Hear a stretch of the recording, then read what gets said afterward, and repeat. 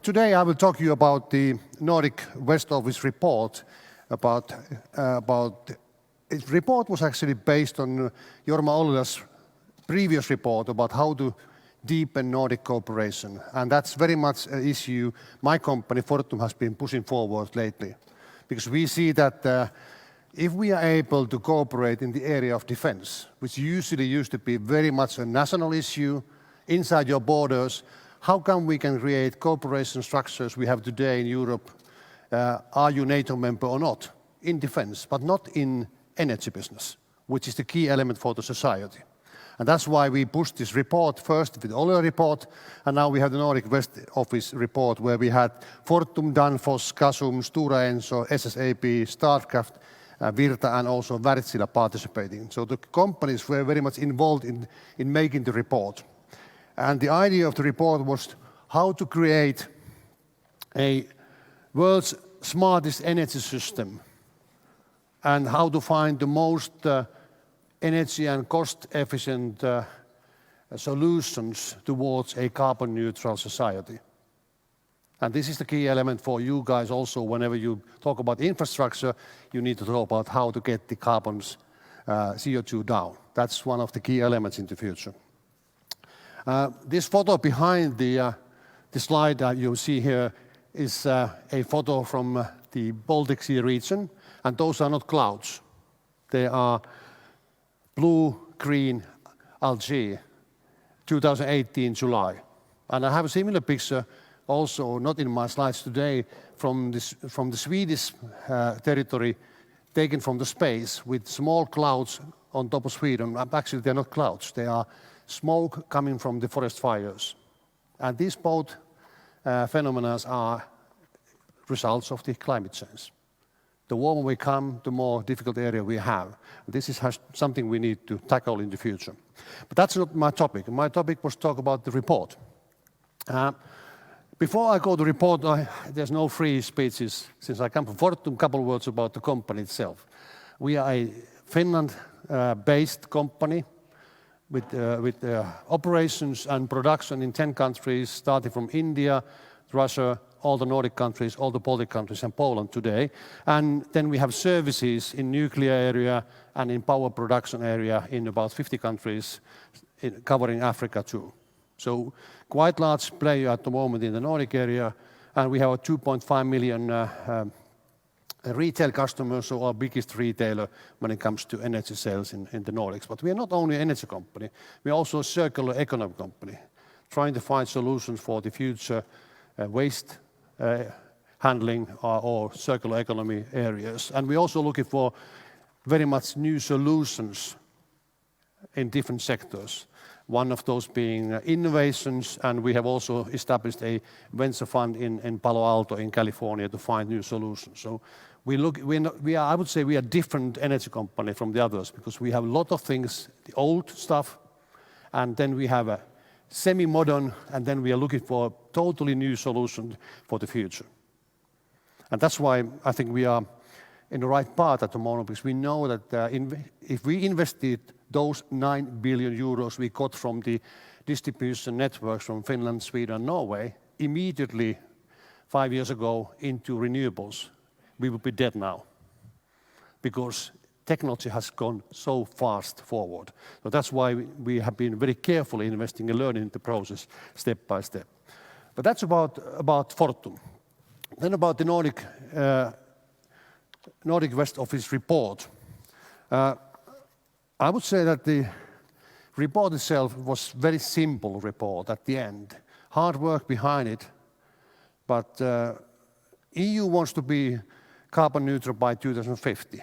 And that's why energy sector is very important in that work. And I would argue to you that the only sector in the society today which has taken steps towards carbon neutrality and is having plans for that is actually energy. It's missing from the other sectors at the moment. There are 3 different issues or pillars we built the report, and they are on our way to become the smartest energy area in the world. It's affordability. Energy has to be affordable to anyone. Has to be built in a sustainable way towards carbon neutrality. And then we have to always take care of secure the supply. So we need to keep the lights on burning, even if we are moving to a new direction. There are NGOs, there are people who want demand the change to happen today, but the change has to be done in a responsible way. And that's why these three key pillars are the major pillars that we need to keep in our mind. And that's also a guideline for the Nordic countries how to develop the smartest energy system in the world. There are four different, I would say, findings at the bottom, which we need to fulfill. First one of them is power supply and flexibility. And in that area, what we need to have a hydropower as a balancer. It has to be recognized and supported. It's a balancer for solar and wind. You know, the volatility of wind and solar goes up and down. You need to have something that balances it, because the one you get from your electric network has to be flat. The frequency has to be flat. So what we have done, we have tried now to combine hydro with wind, and to make the last adjustment perfect, we also combine batteries in that one. So batteries, hydro and wind together. But that's something the Nordics have to discuss together how to do it. We have to build a Nordic system where flexibility is rewarded, because the flexibility is the key element in the future energy system. We have to break down regulatory barriers between the countries. We always say the Nordics and the Baltics, it's easy to go ahead. To be honest, there's a lot of borders between us, especially in the legal area, taxation area, and in general terms, regulatory area. We need to build an energy-only market, because building a capacity market, which means that Estonia, Latvia, Lithuania, Finland, Sweden, Norway, Denmark, they're all building their own energy network inside the country. They build borders around it, and they think they are safe and secure when they have their own production in the country, like the defense was in the past. But this is not the solution. The solution is interconnection, it's networking, it's common packages. And then we need to also decrease the amount of so-called the price areas, which makes our competition very difficult. The second one is advanced fuels and low carbon transport. This is clear for all of you. So charging systems. Now I don't know which one is egg, which one is hen. Is it charging system or is it the EV itself? At the moment, it looks like the car industry is moving fast forward. In 20s, we have a lot of new models coming, about 200 different models coming from Europe, which are either EVs or with the great battery plug-in hybrids. But do we have a charging system? And are we able to create a system that is same in each country and you can cross the borders easily? There are no standards, there are no regulation at the moment, and this is something we try to push forward in the Nordics. We also have to change the fuel regulations to help EVs and other distributed solutions to be part of the electric system. We need to also do something to our shipping. So we need to have a low carbon transition, that move towards low carbon transition in the Nordic Baltic shipping area. And that needs cooperation. It cannot happen by one country. And then we need for biogas with the regional guarantees. The third box is efficient integrated energy systems. That's we need the system level approach. And at the moment, unfortunately, even though I say that we have excellent world-class cooperation between Nordic countries in this sector, it's still to be seen. We are not deep enough there yet. Buildings, we need to have future vision for buildings. How we make buildings carbon neutral or low carbon structures, and how we can integrate buildings into our energy systems, because the future energy system actually already today is two-way street, where the buildings are part of the energy system. And this is something where you play a role. And of course, we need to have taxation, which is similar in all countries. And in Nordics, at the moment, there are huge differences. Finland is one of the losers when it comes to, for example, building data centers, because of the fact that the Norwegian taxation is 3 times less and Swedish taxation is 1.5 times less than Finland. At the same time, we have a distribution network for heat, And data centers, if they use 350 megawatts like a small city energy in one center, every single megawatt is transformed to heat. And if you are in Ireland, in Dublin, like today they are, or in some Central European countries where there is no central heating system, this heat is pumped into the sea or into the atmosphere. And that means that the system that is built, the main cost comes from the energy. They cannot reduce the cost. But in our countries, where we have distribution networks for heat, if they are connected to that one, they can sell the excess heat to our extra heat to our system and lower their own costs. That's why we could be very good places for major data centers in our countries if the taxation system is okay. This is the Nordic problem at the moment. And we also need to create test beds and demonstrations to develop efficient integrated energy systems. The fourth package is EU Energy Union and Nordic solutions.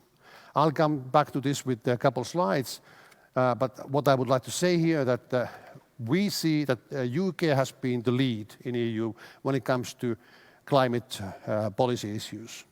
And as we all have seen, UK may leave EU quite soon. Or I think they will leave anyway, but at the moment it's they may leave. So Brexit is there. So who takes the lead in EU in climate areas? And I would argue that Nordics, supported by the Baltics at the same time, could be the future lead in EU climate policy. And there's a great possibility for us because we have good models there. And if you look at the very complicated looking picture today here, you can see that where the emissions are coming at the moment, it's coal, oil, gas, that's the fuel side, and then which sectors of society are using those. And you can see the power sector is only one box in this emission package. Usually we talk about the coal plants and gas plants, and they are the major cause for our pollution in the atmosphere, but also transport, industry, buildings, and others, including agriculture and so on. So all the sectors have to be somehow included. If you look at the target, EU climate target, it should be 1.5 degrees by 2050. EU is not on the path yet. Unfortunately, actions are not enough. Let's see what the Commission gets out in their next package. If I look at the same picture, so that I have first the energy and industry, which are now in the package of EU emission trading system. And that's the most efficient way to push the industry to make solutions and decisions and investments which are which are moving us towards carbon neutral world. The only way to push the industry to do that is to use emission trading. If you want to invest, you definitely will have a look. Am I forced to pay penalty if I do CO2 emissions in the atmosphere?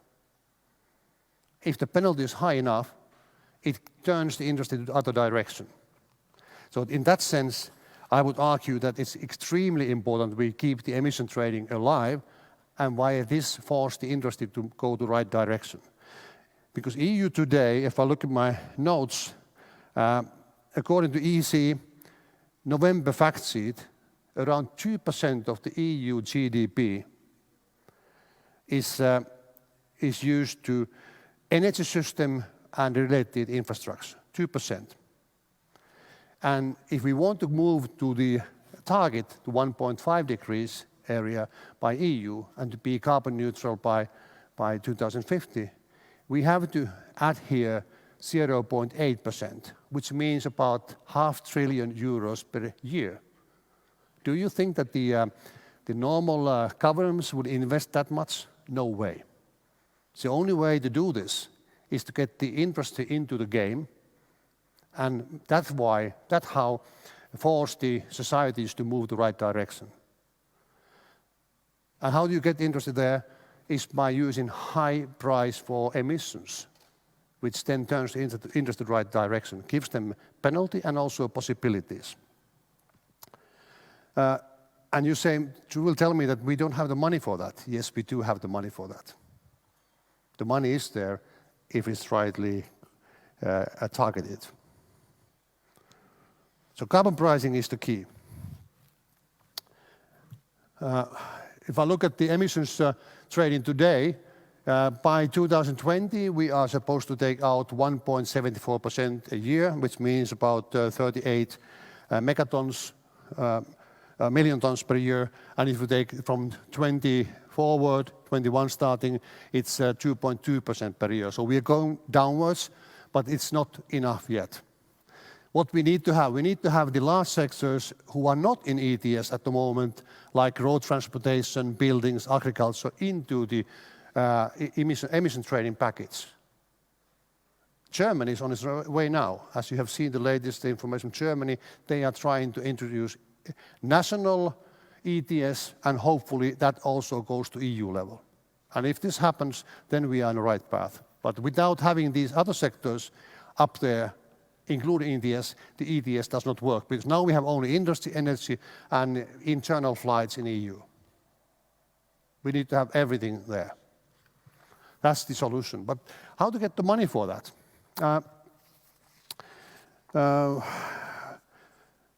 According to European Commission, today Europe pays about 266 billion euros for energy imports every year. And mostly that is fossil fuels. 266 billion euros a year we pay in. If Europe is climate neutral, it means that the reduction for the emission for the fossil fuels import will be more than 70%. This means that by 2050 we have 2 to 3 trillion euros to be utilized to something else, not to give the money to fossil-rich countries who can become rich by selling us oil, gas, coal. But if we can get that out, we have this amount of money in our hands in Europe to make us competitive, to build new solutions, to invest in solutions which then take us to carbon neutral targets. So the money is there. But for that, we need to look at the electrification, grid investments. Grid is extremely important. We have a problem nowadays, even in Nordic countries. We have 3 Nordic countries, Finland, Sweden, Norway, which should have perfect grid connection. Grid meaning the lines connecting connecting us and making it possible to transform electricity from one country to the other. But do we have it? No. We have 3 different TSOs. Operators who are running our grid systems, who are 3 different national targets. At the same time, we are supposed to talk about cooperation and connecting each other. So the grid connection is the key element. Germany is a bad and good example. They will get out of nuclear by 22, 13% of the production goes away. By 2038, they will get all the coal away. That means 38% of their production goes away. So 51% of electricity production in Germany goes away by 38. Sounds like a long way to go. No, it's almost tomorrow. And they have oversupply in wind, but they don't have through the country connection in their grid because they have not been able to build it during the last 10 years. States, cities, and landowners are preventing this to happen. So it looks like Germany is not a perfect example when it comes to grid connections. We are building connections between Nordic countries, but it's too slow at the moment. So that's one of the issues. Low carbon energy, bioeconomy, carbon sinks, and recycling. All these are needed. And if we have the package, we have a lot of money in the Nordic countries to make sure that we can proceed towards carbon neutral Nordic area. The one issue I would like to raise here again is that the security of supply has been always a key element here. And for the security of supply, as I said earlier, we can do that in defense. Why on earth can we not do that in the same way in our energy business, which is the core element of society? For that, we need grid investments, we need integrated energy systems, we need a Nordic approach to implementation of climate targets. And as I said, we need to take the leadership now because UK is leaving. And we need to harmonize and coordinate the regulations and remove border barriers. Because if you don't harmonize regulation, then nations are building their own fortresses, which has to be protected, prevented. And then we need to have fewer price areas. This is about the package. So in simple terms, I would say the report says, hey guys, let's start to do things together instead of having national actions in the area where cooperation, collaboration, and harmonization is a win-win case from all the perspectives. Is it the state, is it the business enterprises, or is it the individual citizens? Thank you.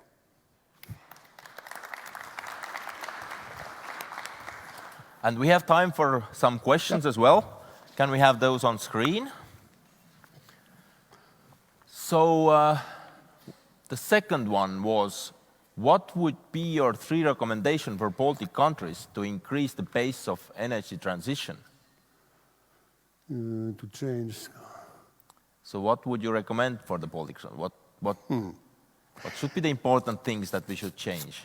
First of all, let's join forces. Yeah. That's number one, because you cannot, none of the countries can do it alone. What needs to be done in all the countries is to build a transition plan, because transition to low-carbon energy systems or transforming the existing system to low-carbon energy systems is not something you can do overnight. And that's why you need to have good planning for that.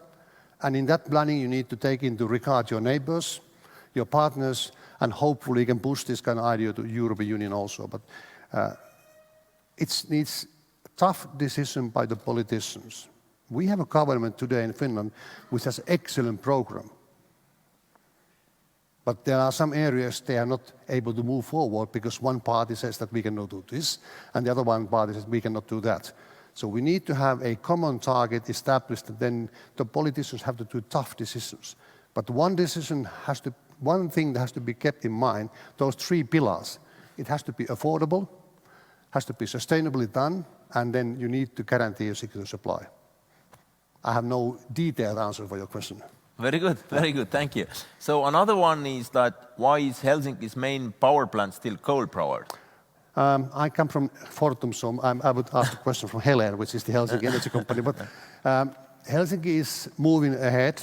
I'm sure they have now a lot of pressure because Espoo, where we are located, where Fortum is running Espoo's heating system, we have now a joint target with Espoo City to be carbon neutral in heating by 2025.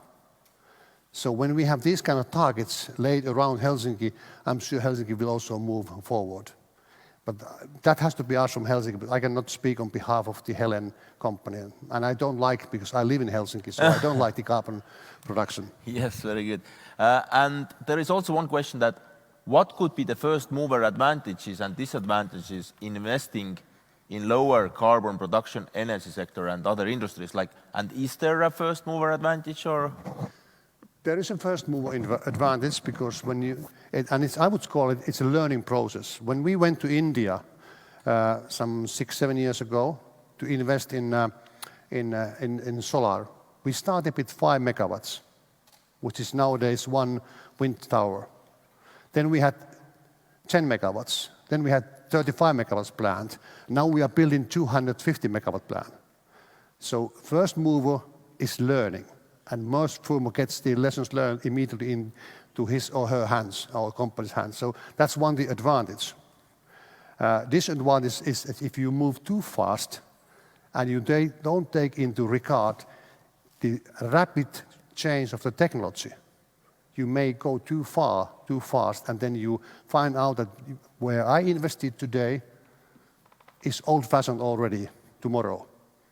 So that's I would say the biggest disadvantage and advantages. But first movers always have its first come, first service. It works. Okay. And you learn a lot from that. Yes, that's very good. And when will the nuclear energy, in your view, be considered sustainable? I consider nuclear energy today sustainable. Now it's a question about EU to decide the same thing, because if you look at the IPCC report, what they say that we should build much more nuclear. The question is that from the business point of view, profitable thing to do? And my answer is not. Because if you look at the, I would say the Fukushima investments and how strict the rules are today make nuclear construction extremely complicated. And every single company is doing their own way. There's no standardized structures or production sites. They're all somewhat different, and it takes too long. Now we have the Olkiluoto in Finland. It's going to be 11 years before it starts. I mean, 11 years delayed before it starts.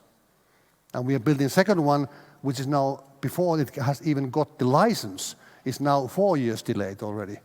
So that's very complicated. But we need nuclear if we want to have a carbon neutral Europe. That's needed there. Now it's a question about the values and thinking. Germany, again, is an example. First decision, dismiss nuclear, then keep nuclear, then dismiss nuclear, and now the last one is still alive, and that will happen by 2022. At the moment when they desperately need everything that is CO2-free production in their package, but at the same time they close it. And it's useless to go to Germany to talk about keeping the nuclear alive, because it's like a religion at the moment. So I come from a nuclear country. Talking to a non-nuclear country, it's a difficult case. Yes. Okay, thank you so much. That's all the time we have for questions, but thank you for your presentation. So a round of applause. Thank you.